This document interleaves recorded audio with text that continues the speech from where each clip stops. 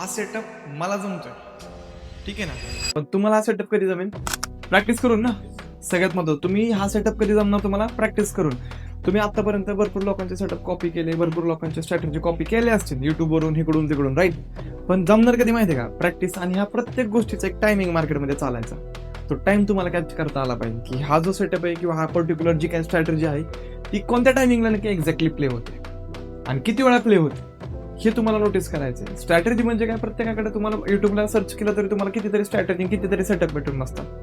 पण तुम्हाला ते वापरता येत आहेत का? नाही देत. तुम्ही काय करता, तो जो सेटअप आहे 4 दिवस 5 दिवस फक्त बघताय आणि नंतर काय करताय, सोडून देताय. प्रत्येक सेटअपला तुम्ही जर टाइम दिला, कमीत कमी 2 महिने 3 महिने बॅक टेस्टिंगचा डाटा काढला, सगळ्या गोष्टी आलन केल्या, तर 100% तुम्हाला रिझल्ट भेटणार. कुठलाही सेटअप मार्केटमध्ये फेल नसतो, ही गोष्ट लक्षात घ्या. प्रत्येक सेटअपचा चालण्याचा काय एक वेगळा टायमिंग, त्या टायमिंगनुसार हा चालतो. हा सेटअप मला सूट होतोय, पण मला माहित नाही हा सेटअप तुम्हाला पण सूट होईल, ठीक आहे ना. काउंटर का? कारण का मी ह्याच्यावरती आतापर्यंत भरपूर बॅक टेस्टिंग आहे. मी ज्यावेळेस मार्केटमध्ये आल्यापासून त्यावेळेस हाच सेटअप बघतोय आणि ह्या सेटअपवरती मी आतापर्यंत सगळ्यात जास्त प्रॉफिट जनरेट केलेले आहेत. सो तुम्हाला पण हेच करायचं की हा सेटअप पकडलाय ना, ह्या सेटअपवरती मी कमीत कमी 2 महिने 3 महिने ऍटलीस्ट काम करेन. स्टार्टिंगला बॅक टेस्टिंगचा डाटा काढचा, बॅक टेस्टिंगचा डाटा काढल्यानंतर लाईव्ह मार्केट एक्झिक्युशन हे पाहिजे. Okay, done.